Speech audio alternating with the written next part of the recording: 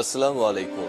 সবাইকে স্বাগত জানাচ্ছি। আমি নাসরুল ইসলাম তন্ময়। শুরুতে বিআরবি কেবল সংবাদ শিরোনাম জানিয়ে দেব এই মুহূর্তে হাতে পাওয়া সর্বশেষ গুরুত্বপূর্ণ আপডেট বাংলা সংবাদ। শুরুতেই থাকছে বিএনপি চেয়ারপারসন ও সাবেক প্রধানমন্ত্রী বেগম খালেদা জিয়া অসুস্থ হয়ে এভার কেয়ার হাসপাতালে চিকিৎসাধীন।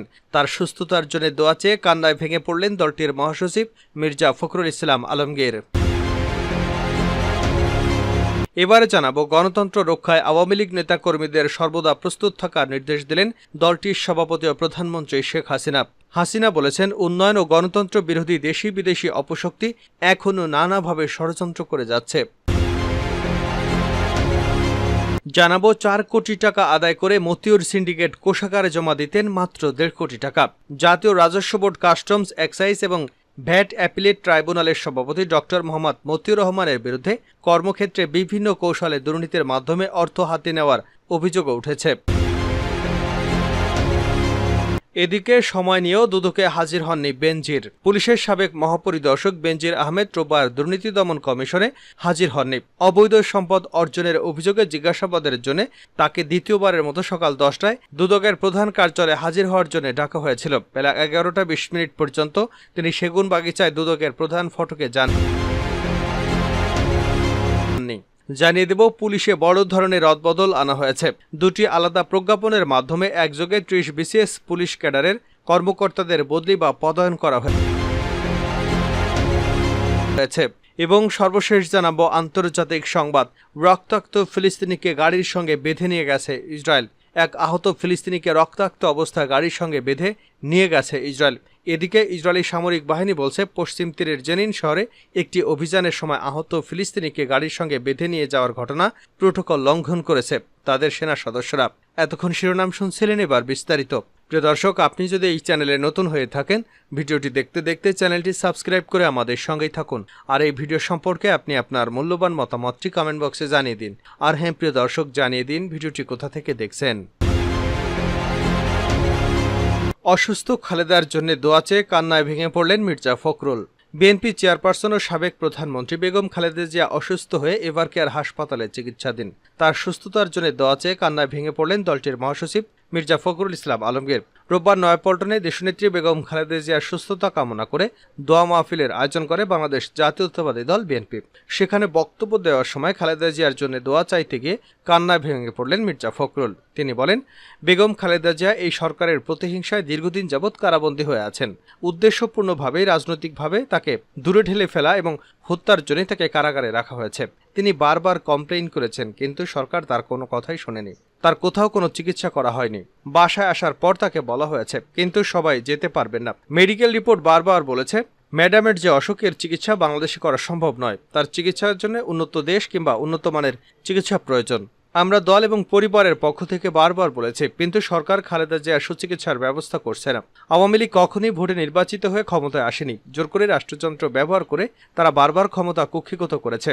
মানুষের কথা বলার অধিকার, ভোটের অধিকার, মানুষের ন্যূনতম যে স্বাধীনতার অধিকার তারা কেড়ে নিয়েছে। তারা দেশটাকে বিকিয়ে দিয়েছে।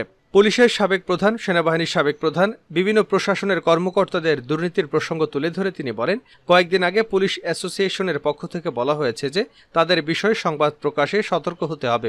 তারা গণমাধ্যমকে হুমকি দিচ্ছে। জাতি সত্য তথ্য জানতে পারছে না। এভাবে দেশের প্রত্যেকটি অবকাঠামোই নষ্ট করে দেওয়া হয়েছে। তিনি বলেন, ভারত তাদের অনেকগুলো চুক্তি করিয়ে নিয়েছে, কিন্তু আমাদের কোনোটাই হয়নি। আমরা তিস্তার পানি ন্যায্য হিস্সা চাই, প্রত্যেকটি নদীর হিস্সা চাই। এটা আমাদের অধিকার। সরকার পুরোটাই নতজানো চলছে। মিয়ানমার থেকে গুলি আসে, অথচ সরকার কিছুই বলতে সাহস পায় না। এই সরকার জগদ্দল পাথরের মতো জাতির বুকে চেপে বসে আছে। গণতন্ত্রের নেত্রী বেগম খালেদা জিয়া ভীষণ অসুস্থ। তার কথা জানাতে গিয়ে কান্নায় ভেঙে পড়লেন ফখরুল ইসলাম আলমগীর।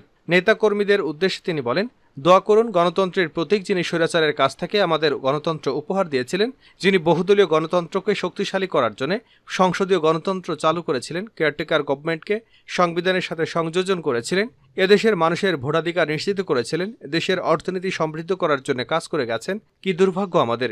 সেই দেশনেত্রী বেগম খালেদা জিয়া বিনা চিকিৎসায় আজ কারাবন্দী হয়ে আছেন। তিনি আজ মৃত্যুশয্যায়। আসুন দোয়া করি, তাকে যেন আমাদের মাঝে আল্লাহ তাআলা ফিরিয়ে দেন।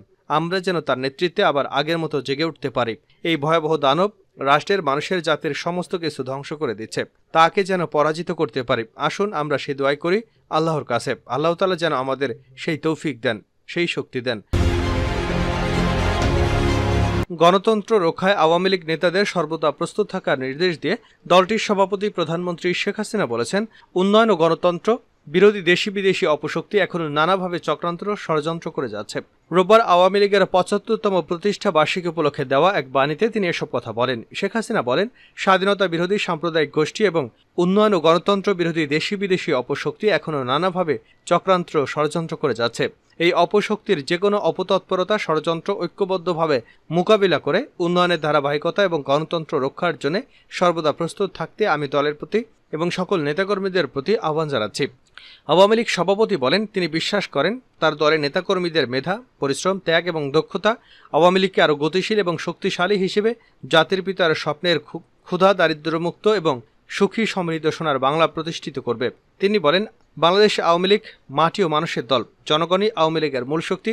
আওয়ামী লীগের নেতৃত্বে ৬২-র ছাত্র আন্দোলন, ৬৪-র সাম্প্রদায়িক দাঙ্গা প্রতিরোধ, ৬৬-র ৬ দফা আন্দোলনের মাধ্যমে বাঙালির মুক্তির সনদ রচনা এবং ৬৯-এর গণ আন্দোলনের মাধ্যমে স্বৈরশাসনের অবসানের প্রতিশ্রুতির অর্জন দলটিকে মুক্তকামী মানুষের আশ্রয়স্থলে পরিণত করে।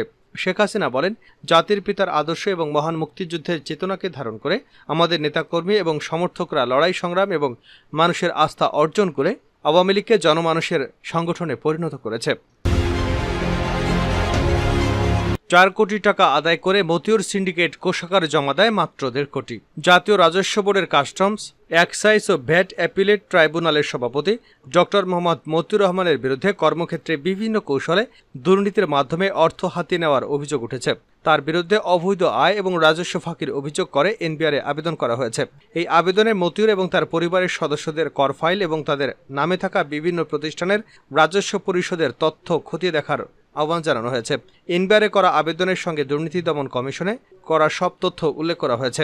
বিভিন্ন সময় গণমাধ্যমের কাছে তার বিরুদ্ধে দুর্নীতির বিষয়ে জানতে চাওয়া হলে সব অভিযোগ অস্বীকার করেছেন তিনি। এসব দুর্নীতি, অনিয়ম এবং অস্বাভাবিক সম্পদের বিষয়ে মন্তব্য করতে তার মোবাইল ফোনে বারবার যোগাযোগ করা হলেও তিনি ফোন ধরেননি। মতিউর রহমানকে আবেদনে দুর্নীতিবাজ কর্মকর্তা হিসেবে উল্লেখ করে বলা হয়েছে, চাকুরি জীবনের শুরু থেকেই তিনি বিভিন্ন কৌশলে দুর্নীতি করে আসছেন। কাস্টমসের চাকুরি যেন তার কাছে আলাদিনের চেরাগ, এই চেরাগ ঘষলেই বের হয়ে আসে টাকা। তার সম্পদের বাস্তবতা দেখে এমনটাই মনে হবে। চাকুরি স্থায়ী হওয়ার পর তার শুরু হয় অবৈধ আয়। কয়েক বছরে কয়েকটি ব্যাংকে কিনেছেন কোটি কোটি টাকার এফডিআর এবং সঞ্চয়পত্র। মোটা অঙ্কের টাকায় বসুন্ধরায় কিনেছেন ফ্ল্যাট এবং জমি। মাসে ব্যবহার করেন লাখ টাকার পারফিউম। প্রতি মাসে পরিবর্তন করেন আইফোন। মূলত ব্যবসায়ীদের হয়রানি আর দুর্নীতিবাজ কর্মকর্তাদের ম্যানেজমেন্ট হিসেবে কাজ করেই তিনি এই কাড়ি কাড়ি অর্থ বা সম্পদের মালিক হয়েছেন। অভিযোগে বলা হয়েছে, কাস্টমসে চাকরি হওয়ার আগেও এই ব্যক্তি পরিবার নিয়ে মোটামুটিভাবে চলতেন। চাকরি হবার কয়েক বছরের মাথায় তিনি শত শত কোটি টাকার মালিক বনে যান। অভিযোগে আরও বলা হয়েছে, মতিউর রহমান সুন্দরভাবে কথা বলে কর্মকর্তা কর্মচারীদের মন জয় করে তাদের দিয়ে ফাঁকিবাজ ব্যবসায়ীদের খুঁজে বের করতেন। অর্থাৎ রাজস্ব ফাঁকিবাজ ব্যবসায়ী সিএনডিএফ এজেন্টরাই তার টার্গেট ছিলেন। টাকার বিনিময়ে রাজস্ব ফাঁকিতে সহায়তার জন্য চুক্তি করতেন তার টার্গেটরা। পরে চুক্তি অনুযায়ী টাকা নিয়ে দুর্নীতিবাজ কর্মকর্তাদের একটা অংশ দিতেন, বাকি অংশ তিনি নিচে রেখে দিতেন। মতিউর রহমান তার অধীনস্থদের দিয়ে সিএনডিএফ এজেন্ট নিয়ে গড়ে তুলতেন সিন্ডিকেট। কোন ফাইলে কিভাবে কত টাকা রাজস্ব ফাঁকি দেওয়া যায়, কিভাবে কাদের ম্যানেজ করতে হয়, সবকিছুই তারা সুন্দরভাবে করতেন। এতে দুর্নীতিবাজ কর্মচারীদের আস্থাভাজন হয়ে ওঠেন মতিউর। তার কর্মচারীরা ফাইল আটকে রাখতেন, ঘুষ নিতেন, টাকা না পেলেই করতেন হয়রানি। অভিযোগে বলা হয়েছে, কয়েক বছর আগে চট্টগ্রাম বন্দরে আসা আমদানি পণ্যের 7টি চালানের বড় ধরনের শুল্ক ফাঁকির ঘটনা ধরা পড়ে। এতে প্রায় 1.5 কোটি টাকার শুল্ক ফাঁকি দেন তিনি, বিভিন্ন আমদানিকারক প্রতিষ্ঠান এবং তাদের নিয়োগ করা সিএনডিএফ প্রতিনিধি। এই সময় চট্টগ্রাম কাস্টমসের অতিরিক্ত কমিশনার ছিলেন ডক্টর মতিউর রহমান। এ সময় শুল্ক, কর, জরিমানা সহ 4.5 কোটি টাকা আদায় করা হলেও সরকারি কোষাগারে জমা দেন 1.5 কোটি টাকা। বাকি টাকা হাতিয়ে নেয় মতিউর সিন্ডিকেট। এভাবেই কয়েকটি অভিযান চালিয়ে মতিউর রহমান কাস্টমসের হিরো বনে যান, কিন্তু গোপনে তার বানানো সিন্ডিকেট চলমান রাখেন। এভাবেই তিনি হয়ে যান শত কোটি টাকার মালিক। বানিয়েছেন বিলাসবহুল বাড়ি, কিনেছেন ফ্ল্যাট, রয়েছে দামি দামি গাড়ি, পরিবারের নামে রয়েছে শত কোটি টাকার সম্পদ। তিনি যে বেতন পান, সে বেতন দিয়ে তার পরিবারের বসুন্ধরা আবাসিক এলাকায় বিলাসবহুল জীবনযাপন করা কোনোভাবেই সম্ভব নয়।